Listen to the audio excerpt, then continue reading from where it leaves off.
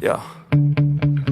Sometimes I get so mad, there's no controlling me. My thoughts get so bad, I'm like, I might grab a bat, I don't know. My wrath, my blood boils over like, oh God, here goes. I lost all feeling from my head to my toes. You said some shit that I can't let go, so just stay tuned for the rest of the show. So have you ever felt betrayed? Switches how you see things, realize something needs change. Cause I know you got me up, let me show you what's up. Cause enough is enough.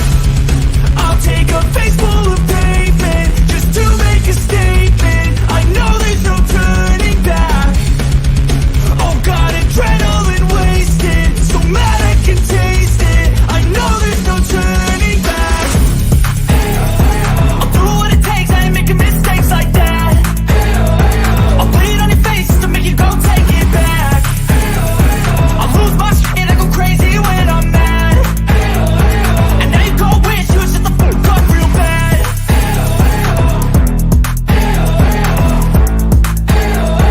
And now that I'm gone, yeah, I know there's no turning back.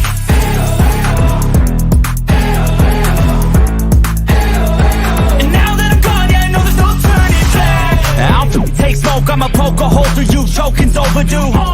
Come at me and you won't get any older, dude. Crack your holder too.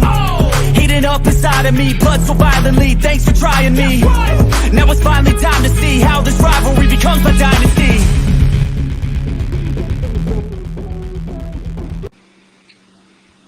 All right. Hello, everybody. Welcome to the show. We've got special guest, Kevin Kearns. I'm going to do a little intro, then I'm going to let him tell you all about him. He's a former trainer to UFC stars. He's worked with many professional and collegiate athletes, and now he's working with other areas of workouts and things like that. He's got some awesome systems I just briefly talked to him about, and you talk about burning calories, and this is your guy right here. I'm going to let him show you his big pythons right quick. He's a 56-year-old man. Let's see. Look there. 56. Oh, No girls for almost girls as big either. as I don't do curls for girls. almost as big as mine. I'm not going to try to show him up tonight.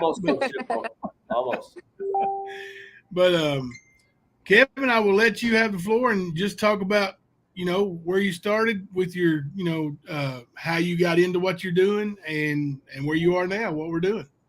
I appreciate that, and thanks to Alicia and Coach Jimbo for having me on. Love the blue beard, Jimbo. I saw the blue beard. That was kind of cool.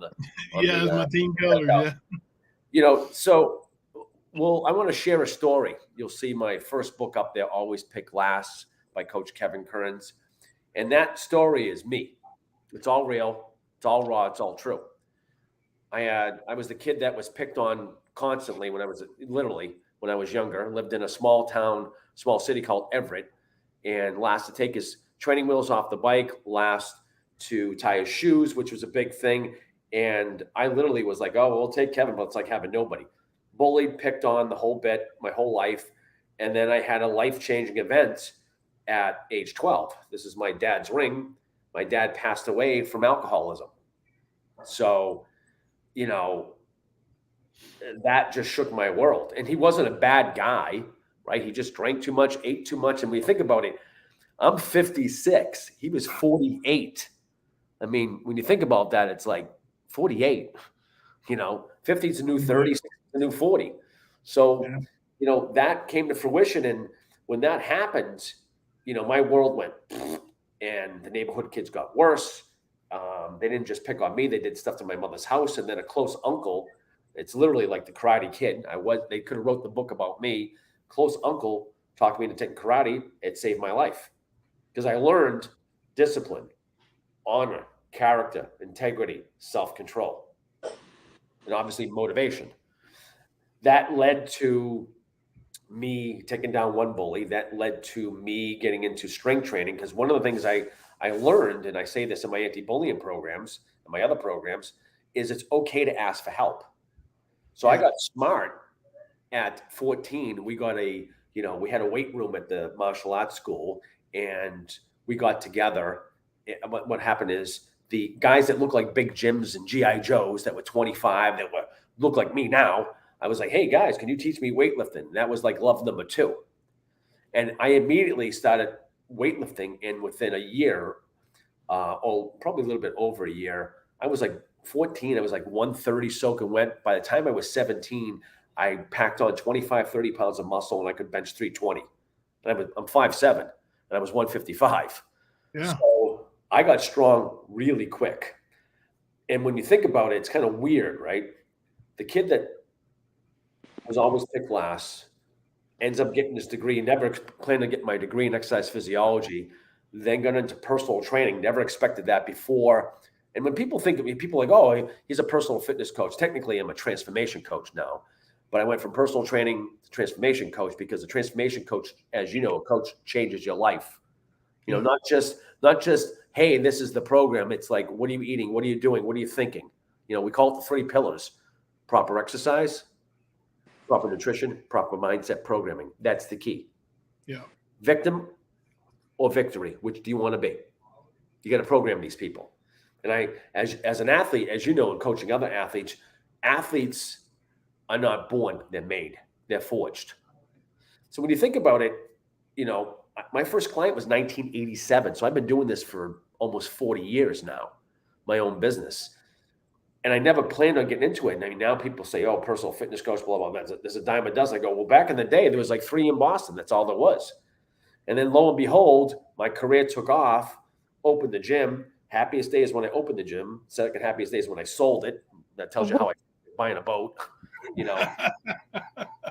Believe me, you know, my business just took off. And then one of my multi-million-dollar clients says, let's open a gym. And I'm like, okay, well, maybe this is the next thing in my career. And then you realize people are never going to love it the way you love it. Sold it in 2005. And then, you know, I've been in martial arts my whole life. I got involved with Mark Delagrati from Sit Utah, who was one of the best striking coaches in the planet. He's an old friend. UFC just started taking off. And I'm looking at these UFC fighters and I'm like, these guys are training like bodybuilders. And I had already gone into functional strength training. You know, all the stuff that Tom Brady's doing, we were doing it back in 98. Right. You know, medicine balls, bands, all this crazy stuff. So I started working with some amateurs. That led to me working with people like Kenny Florian after his big loss against Sean Shirk in 2006. I came on board for my flexibility background to help him stretch because he hurt his back. He fought his butt off, lost the fight, hired me. And he was the perfect lab rat. So I came up with this whole concept of, you know, what we call a macro cycle and a micro cycle. That's not my concept, but basically when you look at an athlete, as you know, you have a macro cycle when the event is going to happen, and a micro cycle, what's happening in between. So if he has a fight in 4 to 6 months, we have to have specific needs and goals that are met. So my idea was, okay, strength hypertrophy first, build what we call the basement, because what good is building the basement? If you build a house and you spend $5,000 in the basement and $100,000 on the roof, what's going to happen to the house? It's going to collapse. So we have our basement. We call them the basement tapes. We put these DVDs out. I'm actually relaunching them after 14 years and new content. We did our basement tapes. We had strength hypertrophy. That was phase 1. Phase 2 was explosive power. Phase 3 was gas in the tank, which I'm known for, which was more very sports specific, crazy, inventive exercises that look like a fight. I know Alicia's seen some of my stuff, and it's very, you know, different. Like I would watch a move in MMA and go, I can make an exercise for that. Like, I'll give you an example. You've seen guys get stuck against the cage, right? Yep. We've come up with something. I came up with something 14, 15 years ago called cage crush. We would take a stability ball and smash them in the corner, and they would have to fight their way up to get up. Tell me that isn't real, right? You know, they can't see, and you're grabbing their legs and trying to take them down. So I came up with stuff like that, and it worked. And the fun part is it works so well. You've seen plenty of fighters run out of gas. You know, the last couple minutes, it worked. It worked so well that I was able, and I say we because we have 2,514 coaches under me over the past 10 years. That worked so well that led to 15 other fighters like Marcus Davis, Kurt Pellegrino, Daniel Gracie, Spencer Fisher, Nate Quarry, Alice Calarexis, George Jozel, Alberto Crane. I forget how many guys there were. There was at least 15 guys. And then I put it on DVD. It exploded because I was writing, talk about coming from zero, then going up the line to the point where I trained 15 fighters and UFC magazine named me in the top 5 of strength conditioning. At one point, I was writing for 5 magazines. I wrote for Ultimate Grappling, Ultimate MMA. I wrote for Fight Magazine. I wrote for Fighters Only for years. Then I wrote for Train Hard, Fight Easy, which turned into Train Magazine. Wrote for Train Magazine for years. And then, obviously magazine subscriptions are down. I've got some old Ultimate Grappling magazines. So, my column was Burn with Kearns. Yeah. And I didn't know what I was doing. When this is not soda, this is stevia soda. When Doug Jeffries came along from Ultimate Grappling, when I helped Kenny cut weight in 2007, I believe, for a fight in California. He's like, "Hey, coach, can you write that article?" I'm like, "Yep." I didn't even know I didn't know what I was doing. I'm like, "Sure, I'll write the article, no problem." And mind you, I'm a C- in English. Cool, go figure that. Well, that's what editors are for. Well, you know what it is?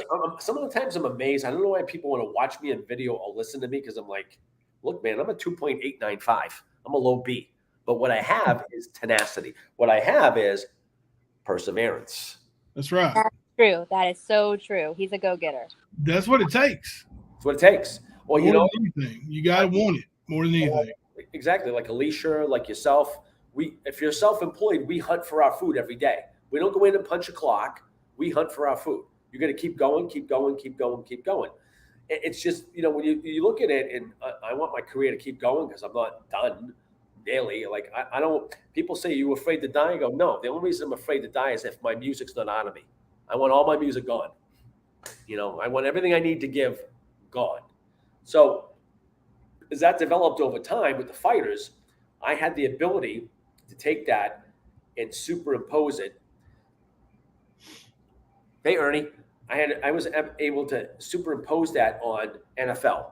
I was able to superimpose that on NBA players. I was able to superimpose that in college hockey. I was able to superimpose that on kids tennis. I was able to superimpose protocols on Susie soccer moms. I was able to superimpose it on just about any sport. I have this goofy, I call it goofy, but I have this brain that can look at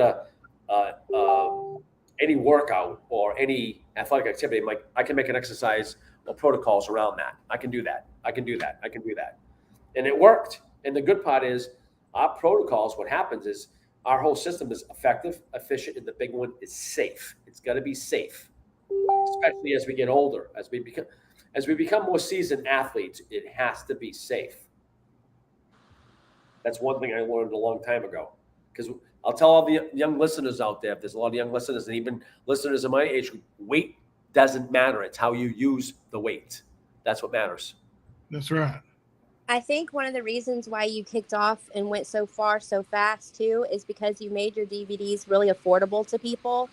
Like, everything that you do is so affordable compared to some of these others out there that want you to spend a rent payment each month to get it, Yeah, well, I appreciate that. That's why people saying, like, at one point, Alicia, I was traveling to do seminars, certifications on my DVDs, still seeing clients one-on-one doing corporate wellness. People like, "Why are you doing all that?" I go, "Look, training clients one-on-one keeps me grounded.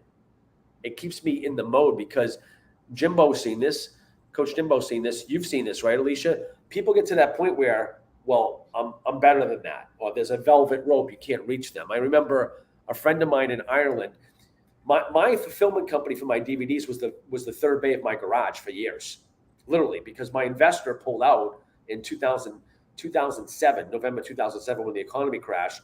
I went from 25 grand budget to $10,000 I pulled out of my house. We didn't even have a menu in the DVDs. It just played like VHS back then, and people bought them.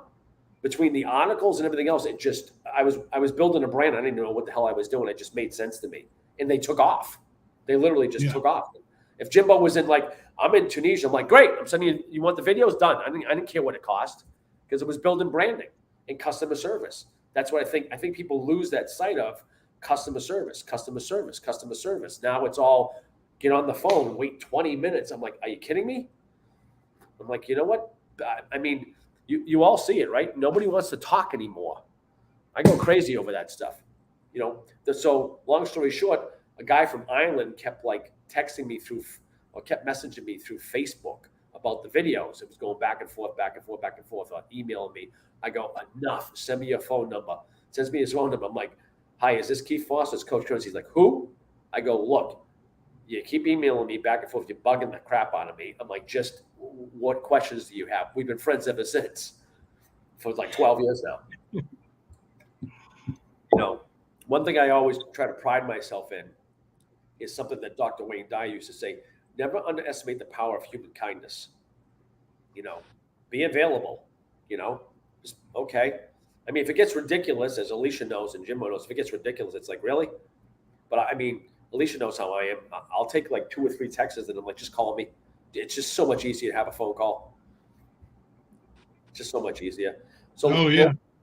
So lo and behold, and in 2000, Alicia knows this. In 2011, I started writing the book, Always Pick Last, and I just felt the need. It was cathartic to write it.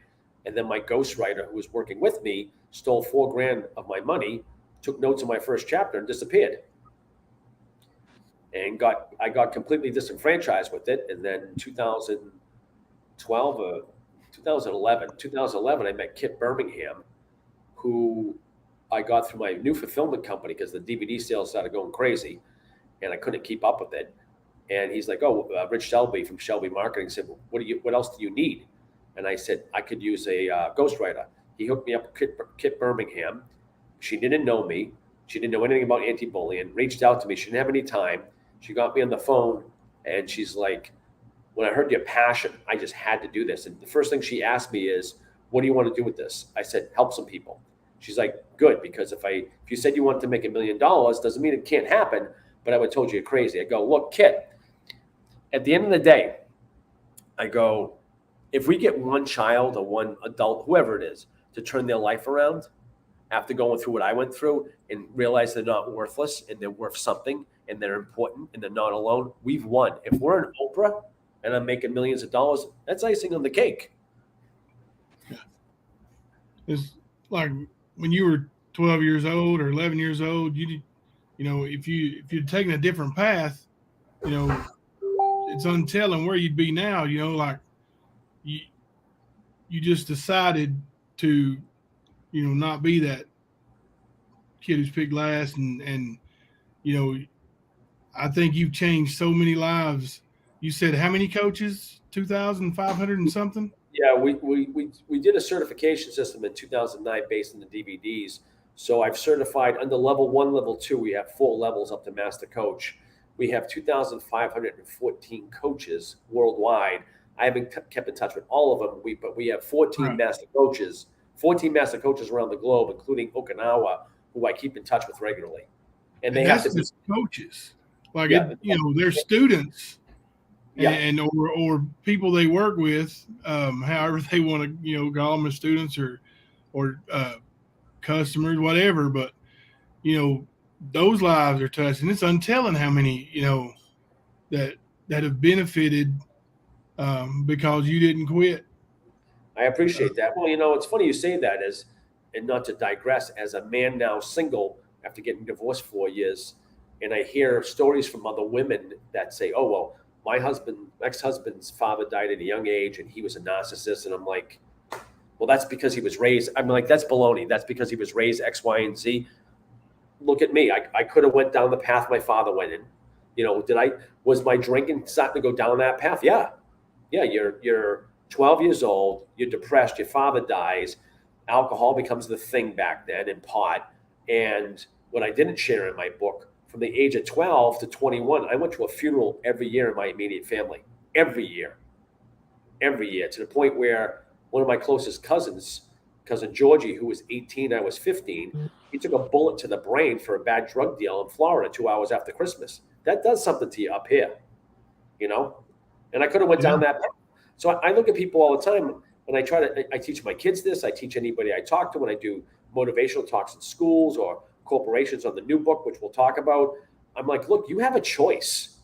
There's a great saying I learned from a friend of mine: pain is temporary, suffering is a choice.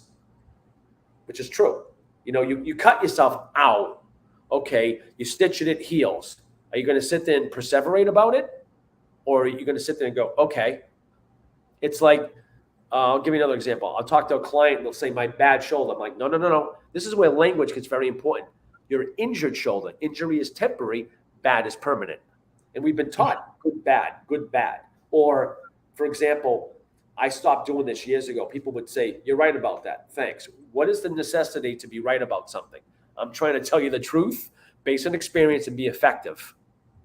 You know, that's like somebody saying, Coach, should I eat donuts? No, you're right about that. No, I'm telling you not to eat donuts because it's not going to help you get to your goal. You know, not because I'm not trying to be right. So, and in a sense, given what we're talking about, bullying, there's a great, I think it was Sharon Kierkegaard back in 11 or 1200 AD.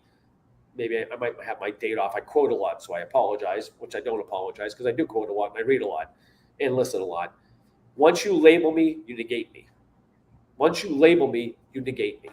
You're 2 cents. Anytime somebody says you're too this, you're too that, you just label them. You know? Yeah. You don't see, and you know, I'm not going to lie. I'm going to be honest about this. I was guilty of that until about 2002 with very overweight people. I'm like, what's their problem? And then I was a consultant for Tufts Medical, the Obesity Consult Center, the #2 hospital in the entire country doing bariatric surgery.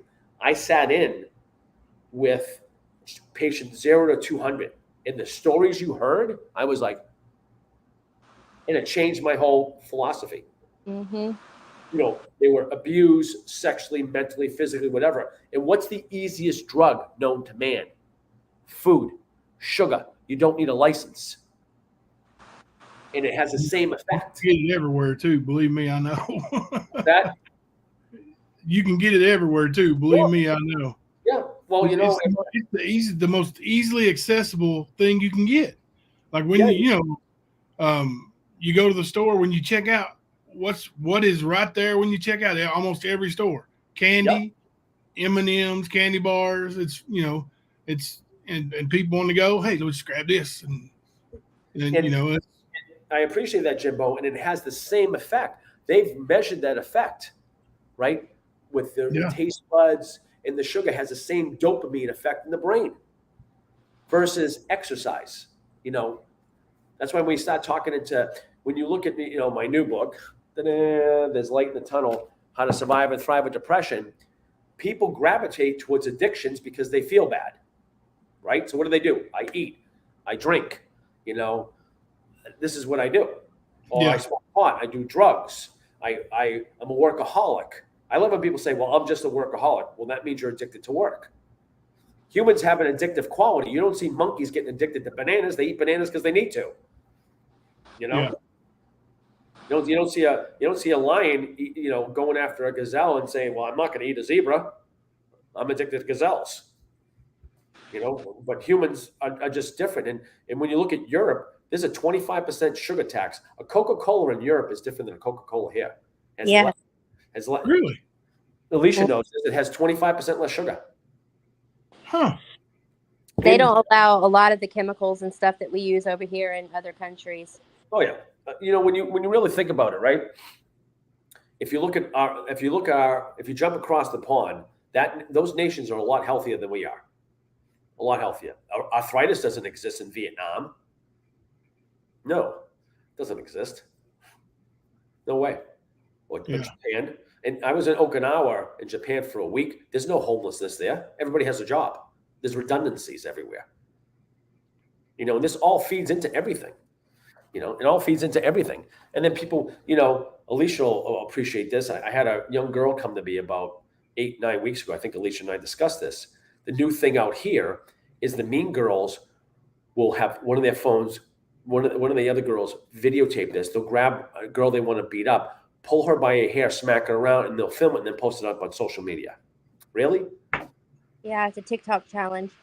Yeah. Yeah. Really? So there's so much imbalancing. And you look at, being out in the dating world and working with domestic violence shelters, 1 in 4 women are battered. But people forget, this is nothing against women, people forget 1 in 7 men. But men aren't taught to talk about it.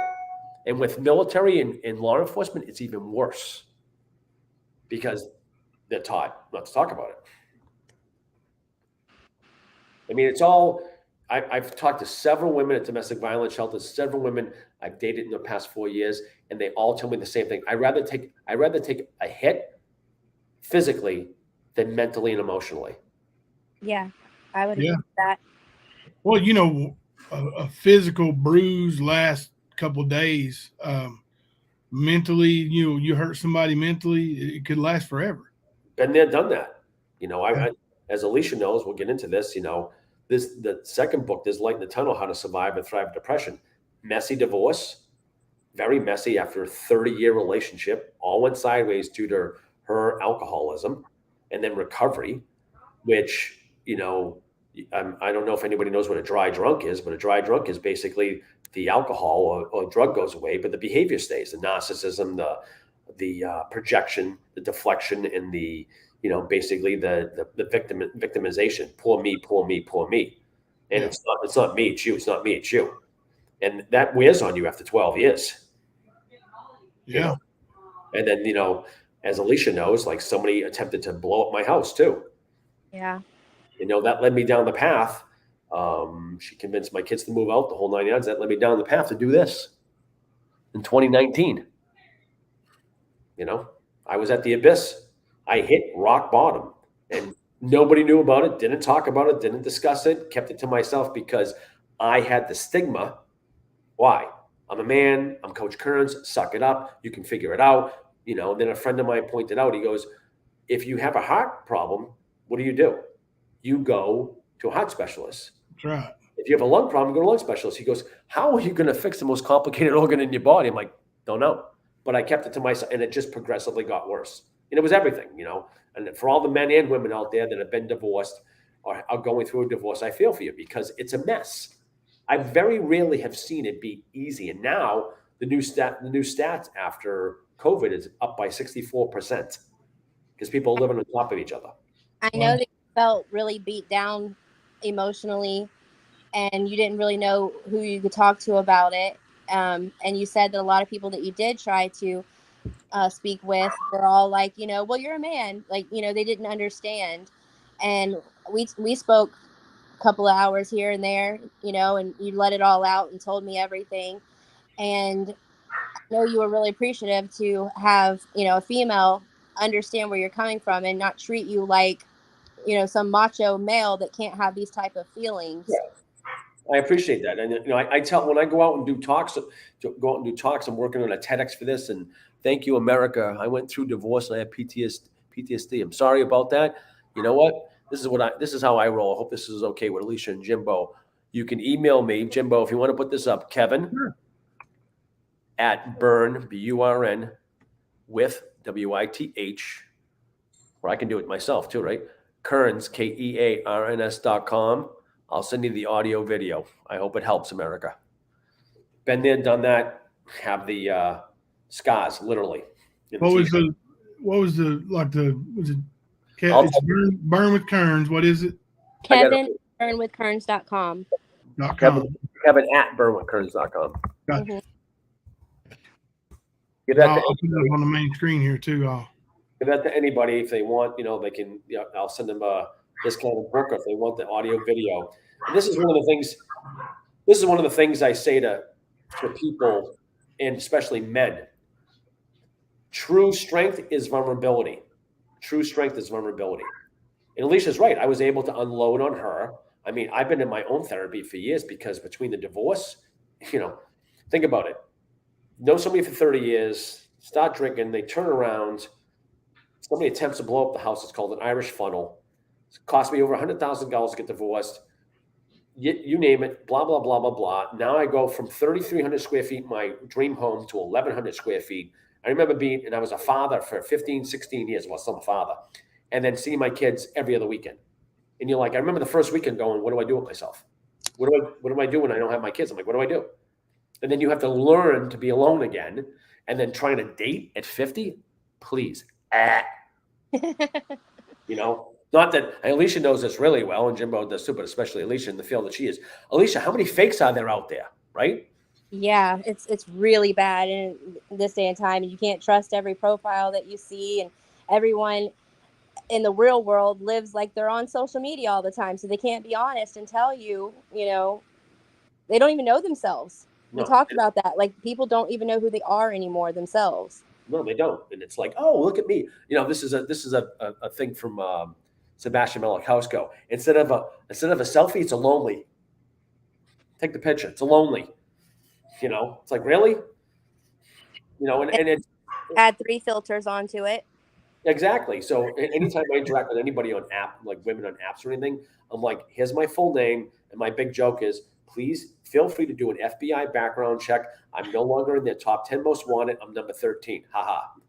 Listen, you want a full background check, all you got to do is start yourself a YouTube channel, and then everybody will come with all the, they'll background you, FBI, CIA, everything you can think of.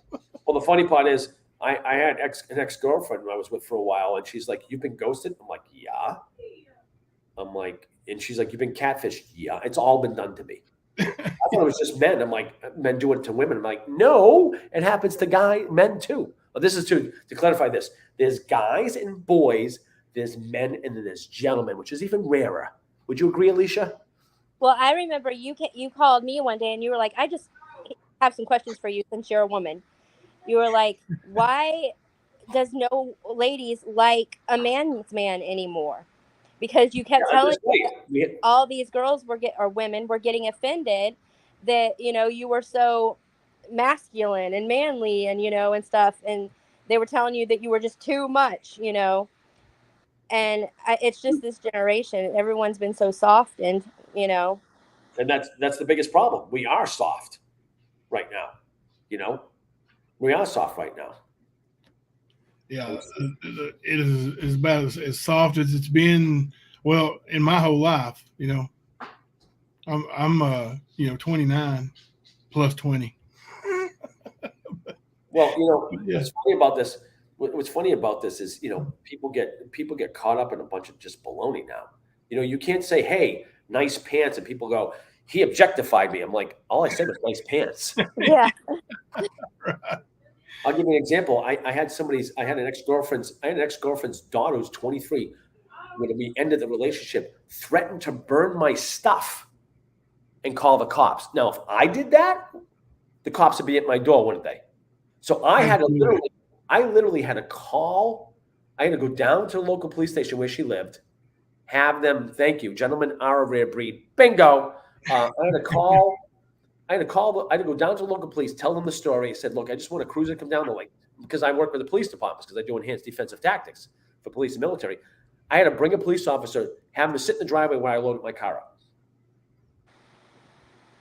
It's like, but if it was reverse, oh, forget it. But I also told you that I think it might be your area too. Maybe you need to. Oh my God! Look, yeah. I had my ex-wife try to accuse me of a false domestic in front of my kids. An ex-girlfriend tried to accuse me of a false domestic. Really?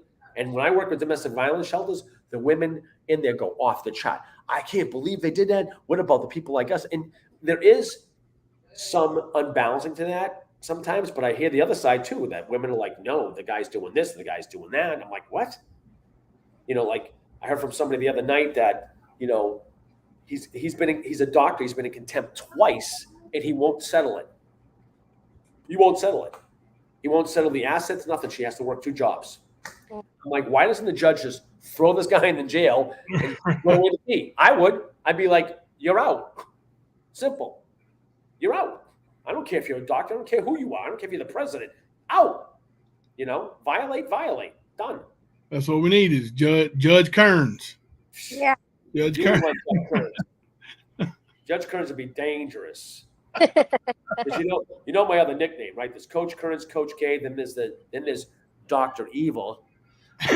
Fighters call me. Batman.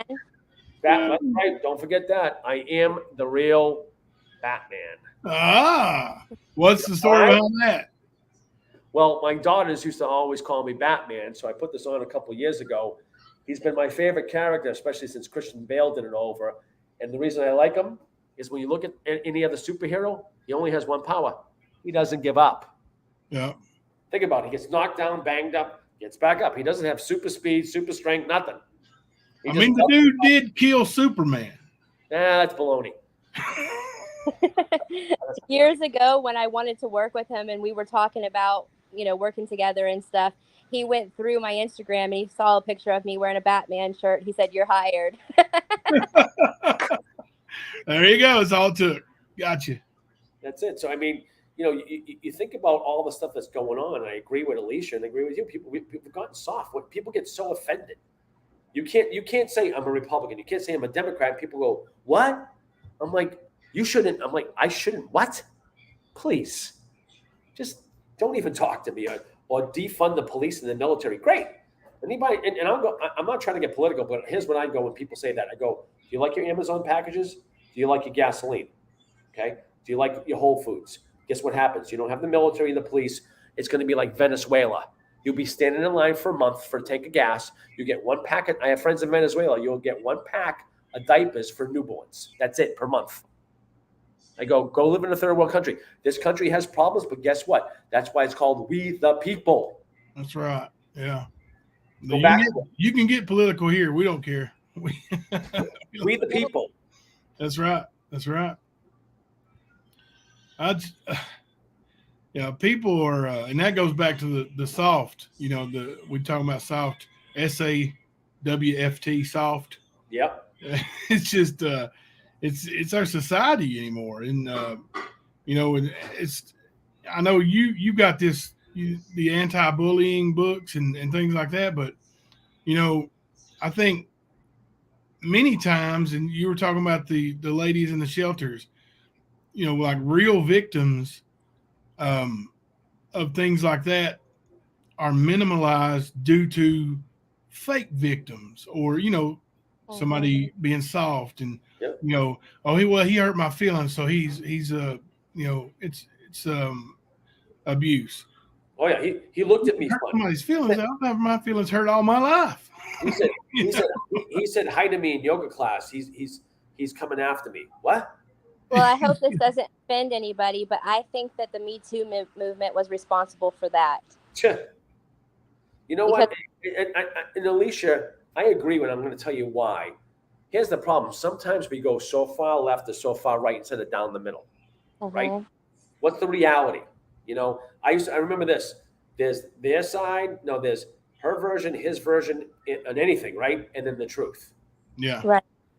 I've heard that a lot. Yeah. It's just like anybody could come out during that time and say that somebody did something to them and they were heavily embraced, and the male or the female, but most of the time it was the male, was just demonized automatically. They were guilty until proven innocent, if ever even proven innocent, and just guilty just because a woman said so. Yeah. Well, people don't realize this in the Harvey Weinstein case. I had to give testimony because I knew one of the actresses.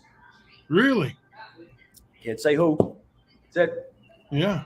I'm all for it. I got 2 daughters. Believe me, they know how to kick butt since they were 2 years old. They used to wrestle with my fighters. Yeah.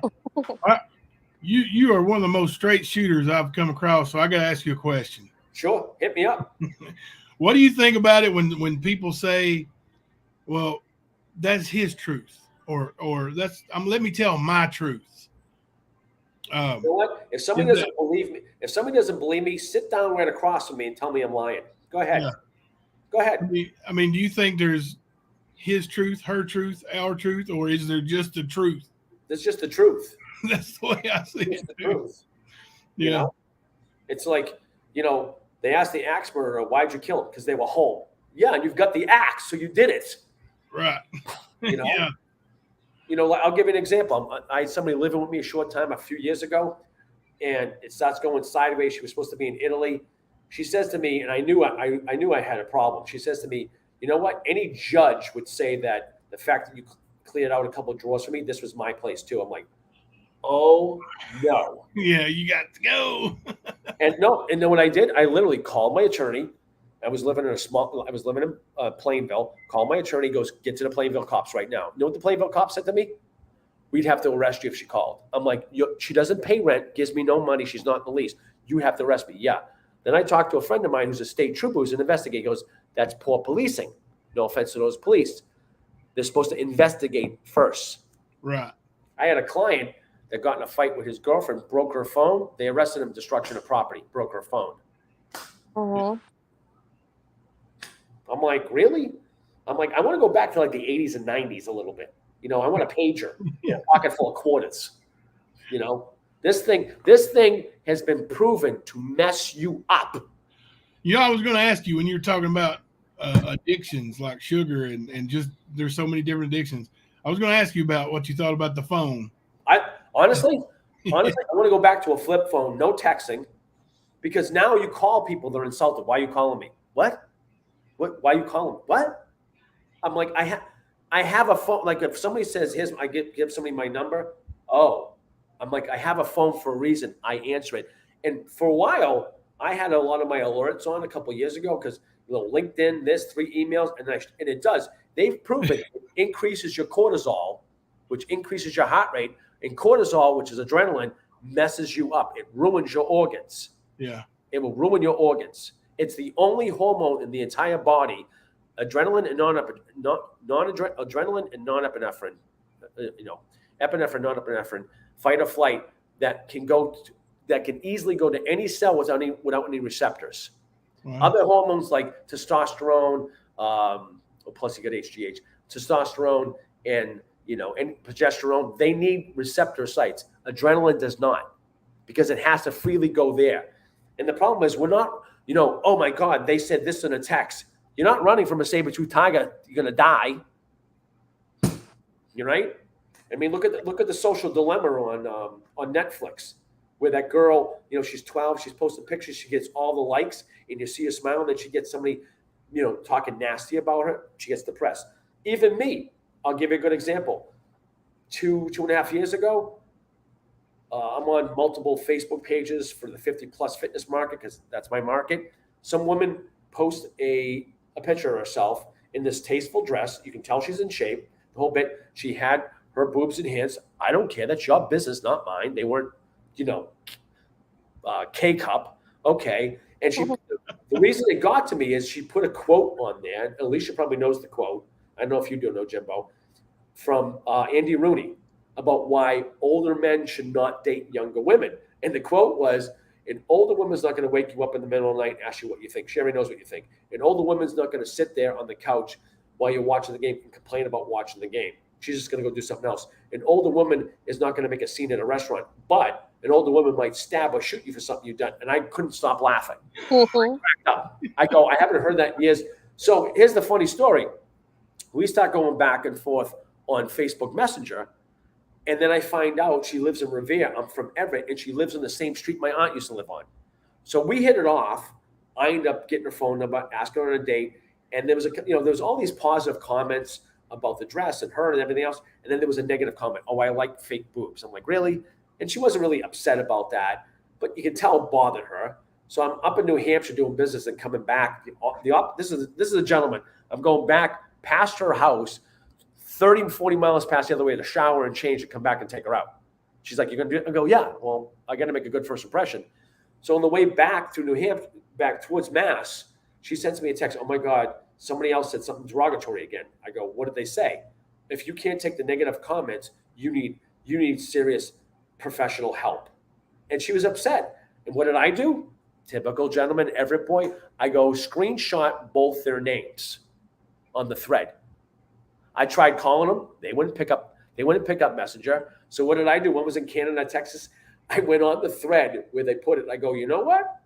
I said, both of you are not real men. And I ripped them apart. I said, I happen to know her, and she took this. These are insults, and you need to apologize. Who do you think you are? Some tech tough guys, some keyboard warriors, blah, blah, blah, blah, blah. I said, you know what? I said, if you don't apologize, a squirrel would crawl up your legs and starve to death.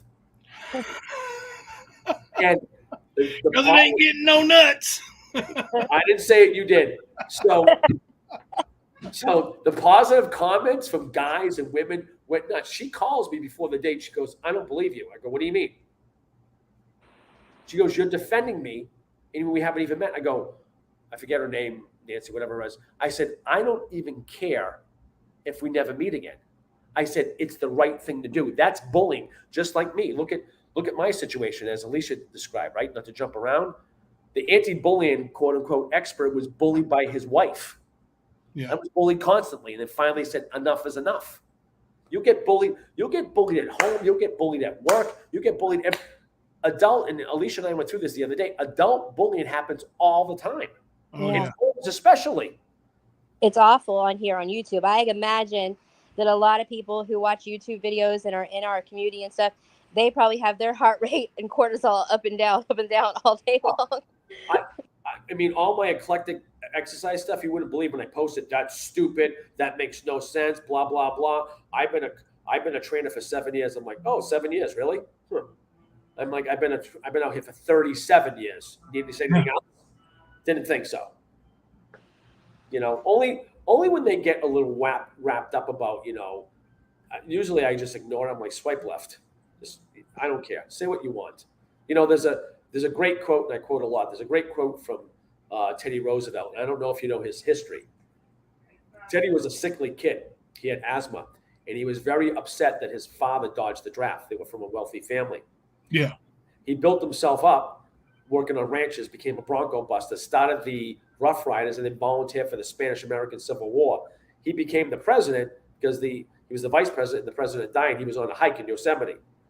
You know, that famous saying, walk softly, carry a big stick. But one of his famous quotes was, I care not what other people think of me, but I do care what I think of myself. That's the true mark of character.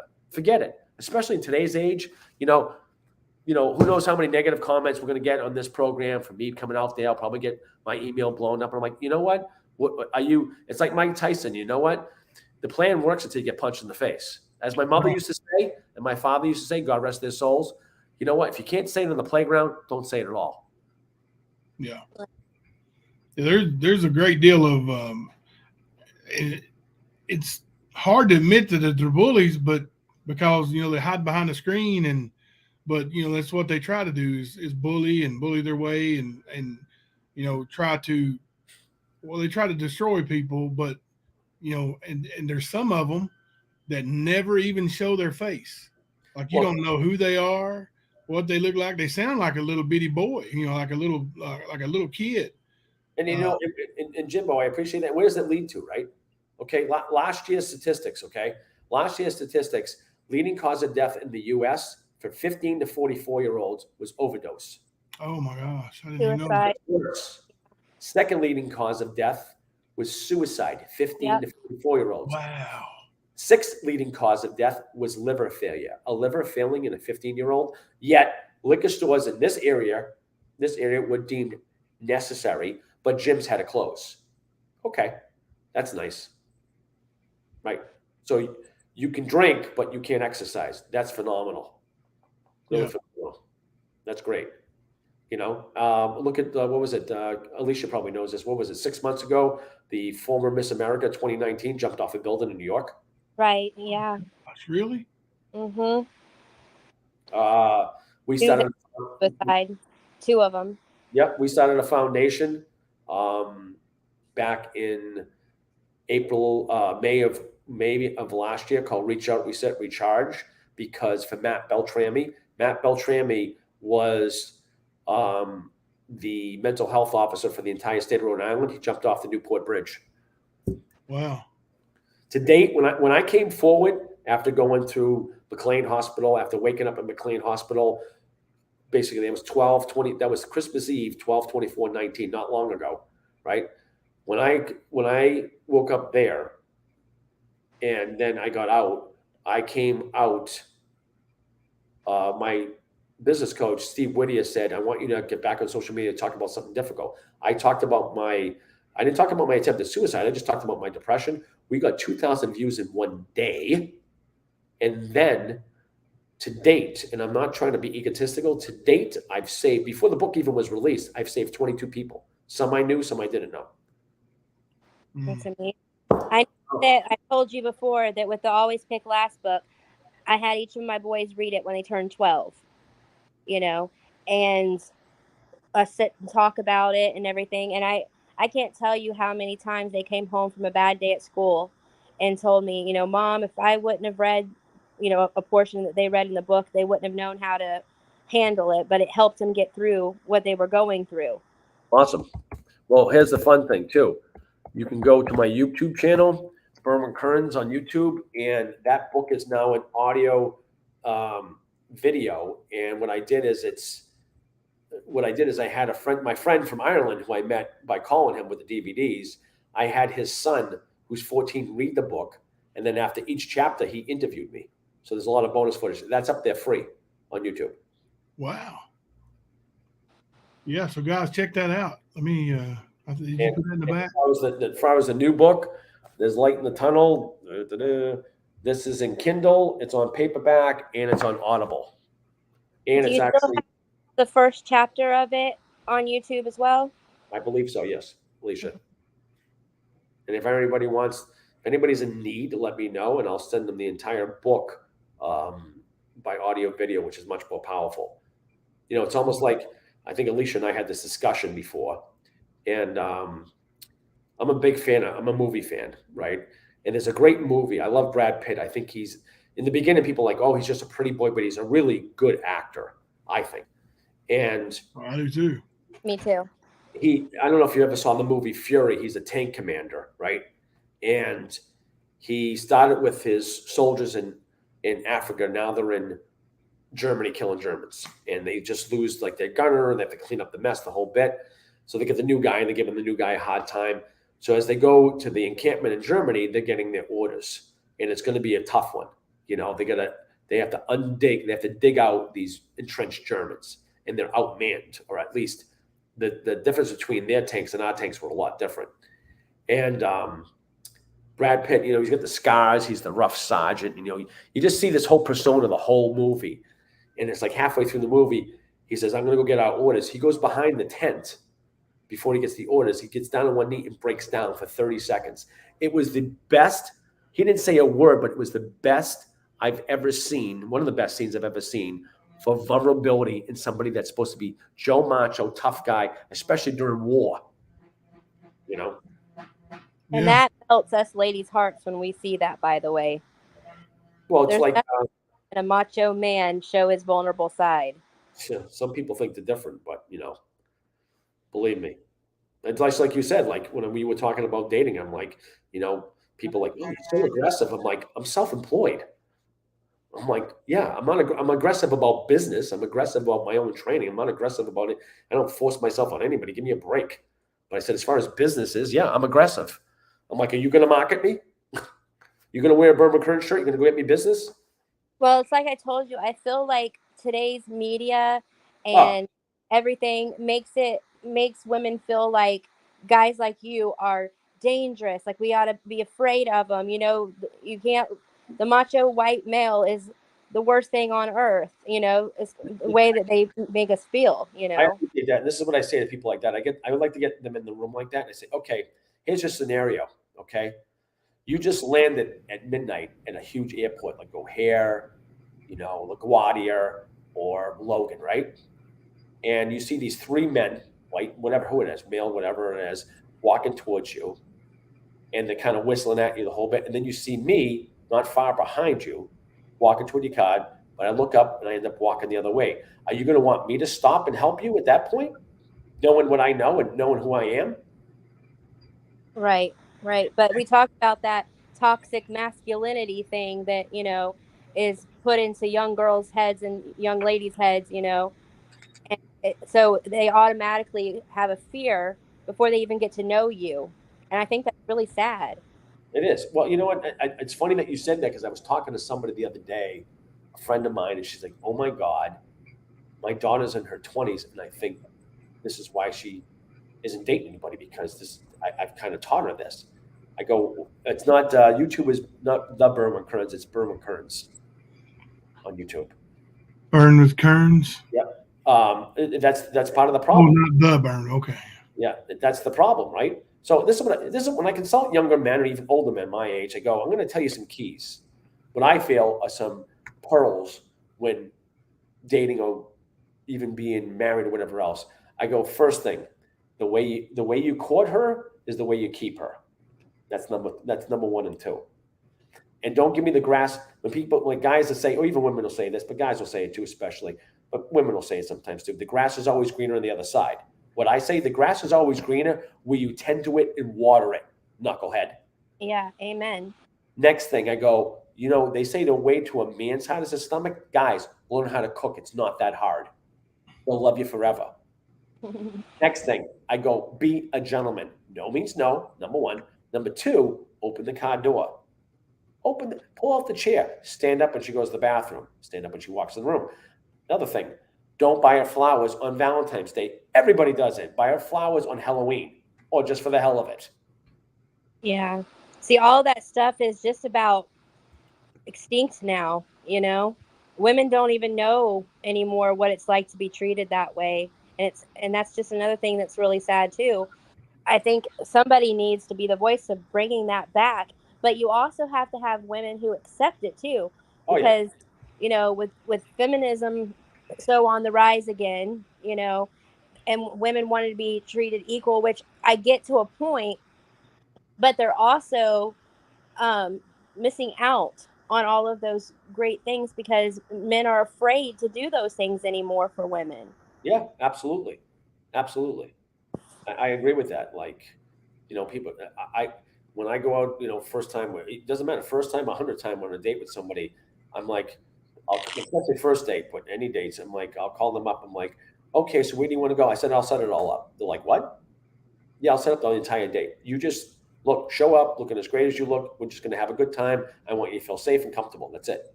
You're kidding. Amazing Grace. Am I single? Yes, I am. I'm definitely single. This is my dad's ring on my right hand. It's like, yeah, it's like, they're like, you'll come out to me. I'm like, yeah, I asked you out. And some of them will meet me halfway or whatever, and that's fine. If it's like far away. But I have other guys that it's like, oh, they live an hour away. I'm like, do you drive a horse and carriage, or you want a boat? You can't. I go, it's called a car, a vehicle. Get in it and drive. Gas is so expensive. I'm like, shut up. You need a dope slap. Gas is so expensive. Give me a break. Just give me a break. And believe me, I feel bad for men and women out there because, just like you said, it's you don't know who people are, and it's just different. And then people think other things. It's sad. It's really sad. I had somebody that I asked for their phone number because they did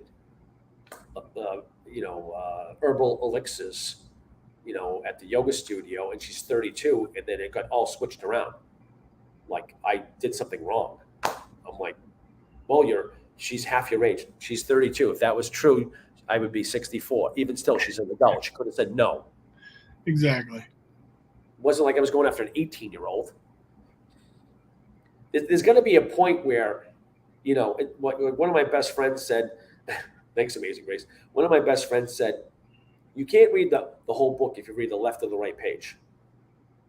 You can't. There's going to be some back to old school and new school, right? Yeah. I tell everybody, I'm like, I'm old school. Old school romantic gentleman, old school values, old school across the board. It's the way I am.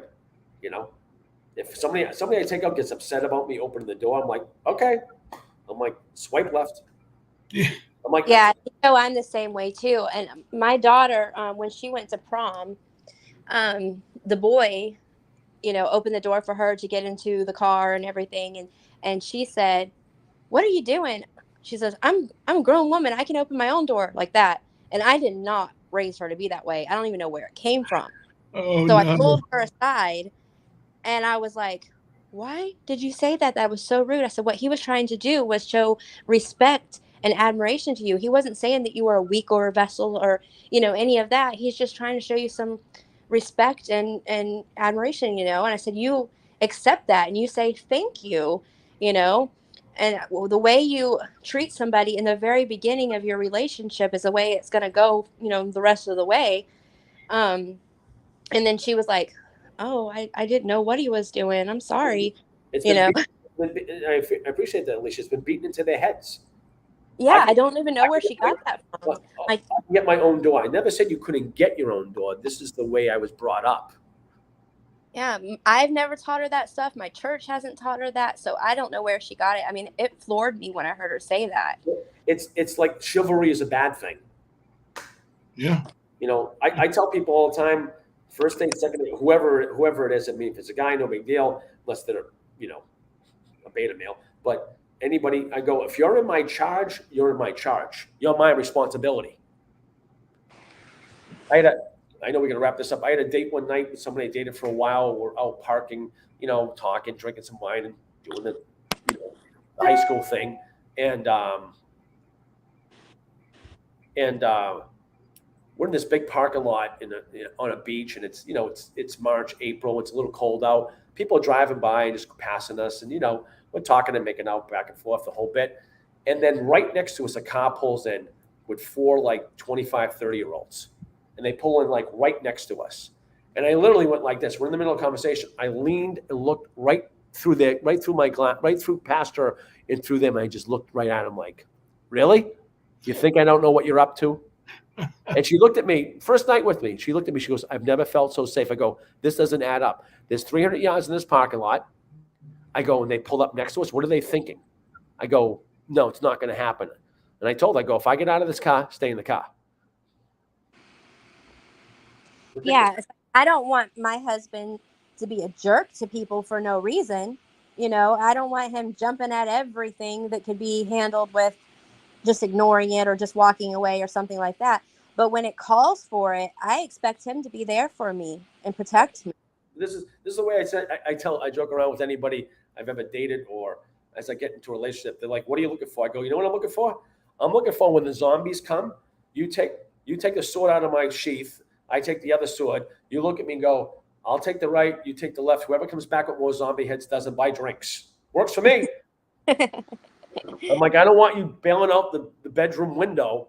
I'm like, we got to stand and fight. We don't have a choice. Right. You know, Xena Warrior. I mean, look at Alicia. You probably know who the woman's name wasn't. There's a ranger that's a female that I think about a year or two ago, she was fighting with the government because they wanted to lower the standards for women to pass the ranger school. She said, no way. She's like, my squad will not, my team will not follow me if I don't meet those standards. It goes back to G.I. Jane. Right. Yeah. That's why I respect the hell out of that movie. I'm like, you Yeah. know. I think if you want to do, what they would say, a man's job like that, then you ought to be able to do it just as good. Yeah, like I'm in the middle of watching I'm in the middle of finishing one of my favorite movies, Flashdance. She's a welder and a dancer. Come on. There's not, you know, I don't think, there's no way I don't think, and I never thought this, that a woman can't do a man's job and vice versa. Men can be nurses, women can be nurses. A woman can be a police officer, so same thing. And I was all for women fighters. I'm like, you want to fight? Go ahead. Yeah, I agree with you. Hey, goes back to I know a bunch of really tough female fighters locally, and of course, nationally too. But I know some that women that train. They're pretty, actually gorgeous ladies, and but they can handle their business too. Look, at the end of the day, I think Alicia saw this. There was a woman on LinkedIn about 6-8 weeks ago that put something about this. It's like, look, if you're showing your cleavage, if you're showing your nipples, what do you expect guys to think? You know, she was a mother of 3 boys. She was calling them out. She was literally calling them out. And at the end of the day, you know what she says? We both need each other. You know, we need female energy. We need male energy. It's just a fact. Yeah. Yeah. You know, you're going to want the testosterone. We're going to want the whole bit. Yeah, it's like they're trying to blend us all together, and we're losing that. But when there is no, what is it called? Male, female. It's all of that, right? It's all of that. Yeah. Right. Yeah. Oh, you want to do one last little pitch there before we close tonight? Yeah, that tell me? them about your products and what we can do to get some of them and how we go about that. You can check me out at Burn. Let's see, I'll type it in. Da-da-da.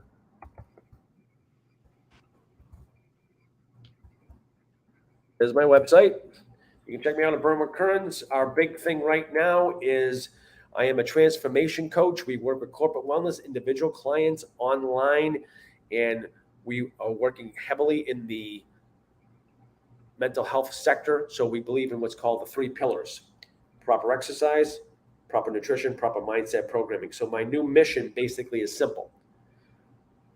I'm here to help people that have struggled and are still struggling with mental illness recover with the 3 pillars, whether it be through my workshops, my lectures, motivational talks, or our books and our videos. That's my job.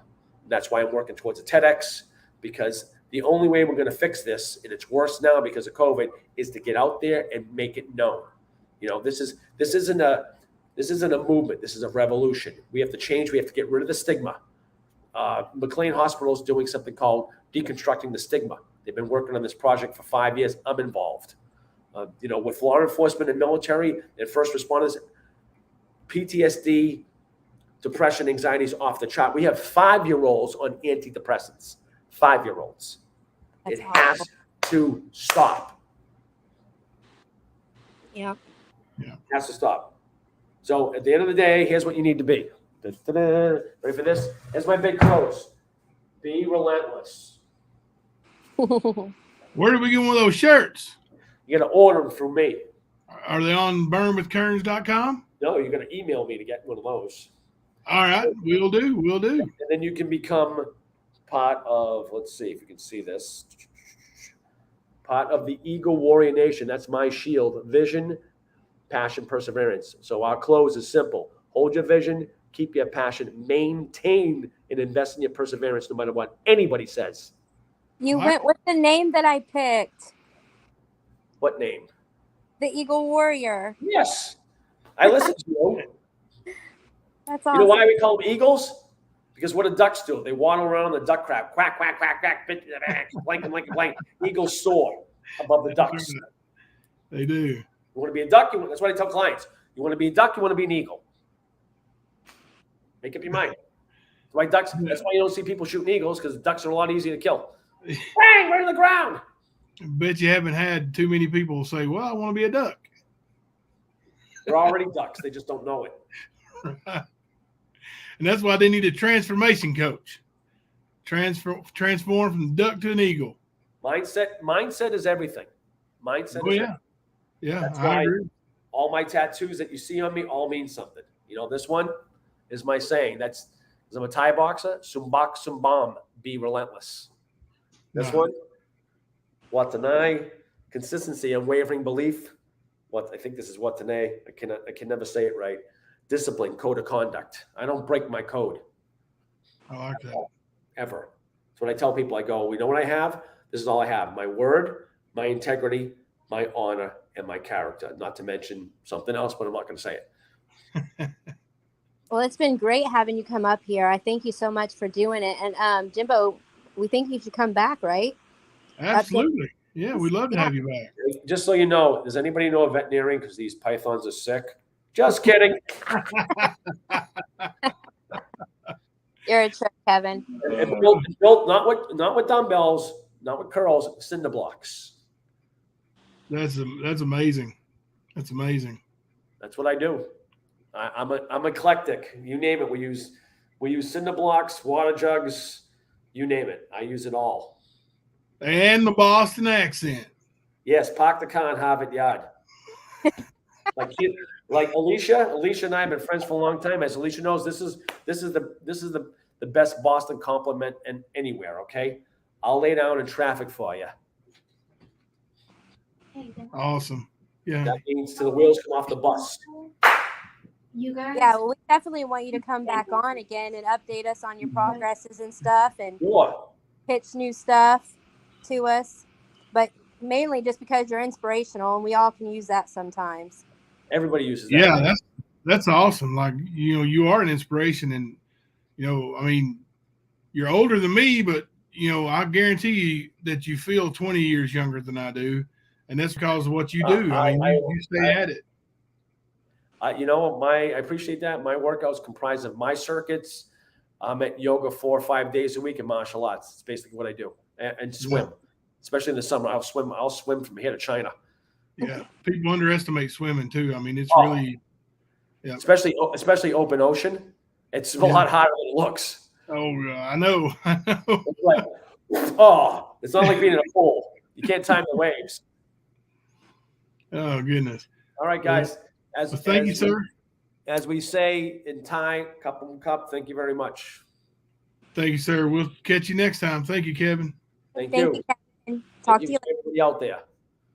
All right. Bye. Bye. All right, Kevin Kearns. Hope you guys enjoyed having Kevin on. I sure did. Guys, absolutely inspirational. And thank you, Alicia, for the hookup. I told you. Oh man, I love him. I mean, he's awesome. It's right up my alley, and the things we want to do here too. And the direction we're going, and guys like that. I mean, he's a leader. Yeah. And, I know he's picked me up a time or two, and I try to do the same for him. But there's been times, when I'm really down with my lupus and I'm just really fatigued and I feel like I just want to give up, go to sleep and not wake up again, and then I can contact him and boom, he's got me motivated, Yeah. He's a good friend. Well, that's awesome. That is great. Well, guys, is anybody got any more questions? I can't probably answer any Kevin questions. Alicia might be able to, but any more questions in that general area before we close out?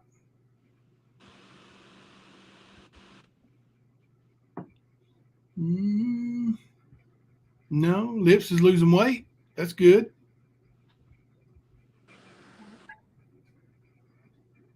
I know at 10:30, Ernie's going live with one of my business partners. Yeah, he is. You want to talk about his name? Who Ernie's going live with and plug his show here? Okay, so that's my buddy Randall. I've been friends with him for a long time, and he wanted to do what I do, and so I trained him for 2.5 years. He worked under me, as like an intern, so we could learn. And now he is pretty much branched out on his own. I mean, I still, help him a lot, and we still do things together in a partnership. But he has his own company now outside of mine that he started, and he's doing really well. He's got a good amount of clientele. He's been picked up in some magazines. He's in the Atlanta area, and he's just the most humble, kindest. I mean, I can't say nothing but good about him. He is just a sweet guy. Okay. So this is the Randall that was at the like meet and greet or whatever when Ernie came to the Atlanta area? Yes. Mm-hmm. Okay, cool. Now I like vision who we're talking about. So that's cool. Yeah, with the gold teeth and the dreads. Yeah, like me. Just like me. I mean, people that say all the time, hey man, you look like Randall, and I'm like, I know, I can't help it. Yeah, he's a good dude. Yeah. Snoop. No, it's not Snoop. All right. Yeah. So Ernie's on in about 15 minutes, a little over 15 minutes. We'll let you guys, go take a potty break, get you something to drink, get ready for Ernie. Ernie is on the game board as one of the most long-winded, so it could last a while when you got a good guest on there. But you guys don't forget to vote. If we have time tonight, I'm going to go over that game board. I have it set for 12. We'll see if Ernie's still live. If he's still live, I'll push it back. But I'll come back and do like a 20 or 30-minute live stream just to update where we are on votes. We do have some updates, so the board is moving, and thank you all for voting, and all that money is going towards helping our ocean lover. So we appreciate every single vote. Well, Randall has to work in the morning early, so hopefully Ernie won't keep him up too late. Yeah, he probably won't. He probably bounce after about an hour then if he lasts that long. Yeah. All right. Love you all. Thank you for watching. Yeah. Thank you, Alicia. All right. This is Jimbo and Alicia. We coming to you live from the stand. Bye.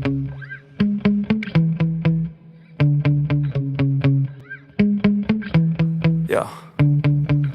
Sometimes I get so mad, there's no controlling me. My thoughts get so bad, I'm like, I might grab a bat, I don't know. My wrath, my blood boils over like, oh God, here goes. I lost all feeling from my head to my toes. You said some shit that I can't let go, so just stay tuned for the rest of the show. So have you ever felt betrayed? Switches how you see things, realize something needs change.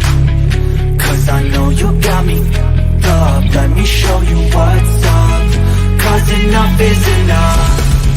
I'll take a face full of pavement just to make a statement. I know there's no turning back. Oh God, adrenaline wasted, so mad I can taste it. I know there's no turning back. I'll do what it takes, I ain't making mistakes like that. I'll bleed on your face to make you go take it back. I'll lose my shit, I go crazy when I'm mad. And now you go wish you shut the fuck up real bad.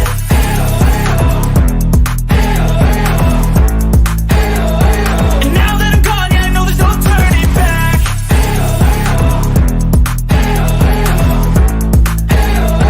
And now that I'm gone, yeah, I know there's no turning back. I'll take smoke, I'ma poke a hole through you, choking's overdue. Come at me and you won't get any older, dude. Crack your holder too. Heating up inside of me, blood so violently. Thanks for trying me. Now it's finally time to see